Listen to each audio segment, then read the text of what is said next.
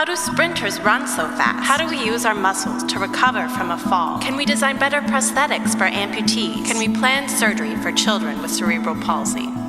OpenSim, freely available computer software re-engineering the way we see movement. Movement comes naturally to most of us. We run, we ride bikes, we walk to work.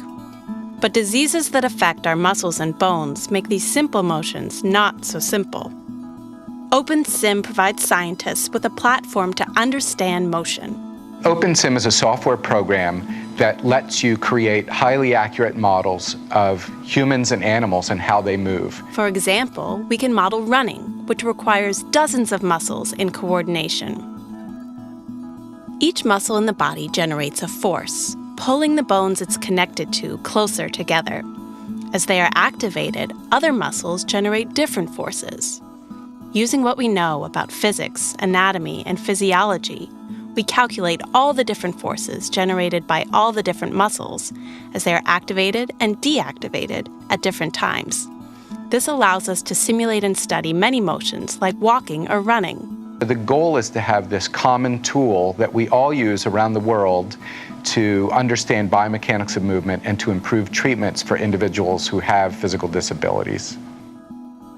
Cerebral palsy is caused by an injury to the brain that occurs near the time of birth. This injury to the brain will cause problems with movement, coordination, and walking as the child grows up. Many children walk with a crouch gait, showing too much knee flexion or bending. This pattern of walking is inefficient and can lead to joint pain and degeneration over time. The hamstrings are the large group of muscles in the back of your thigh.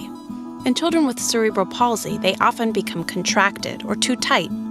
One common treatment is a surgery to lengthen the hamstrings. This helps many children walk with a more efficient, upright posture. It's difficult to figure out who will get better and who won't just by watching a patient walk.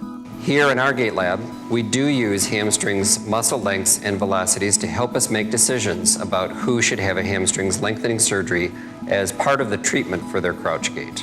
A doctor can use a computer model to determine the length of a patient's hamstrings. This patient has hamstrings that are much shorter than normal when he walks, so he's a good candidate for surgery. After surgery, we see that indeed the patient is walking with a much more upright posture. So our end goal after any treatment, whether it's surgery or therapy, is to help these kids walk better so that they can play with their peers, so that they can run around the schoolyard at the end of the day. Planning treatment for children with cerebral palsy is just one of the many applications of OpenSim. In Chicago, researchers are using modeling to help patients with spinal cord injuries regain the ability to reach and pick up a pencil.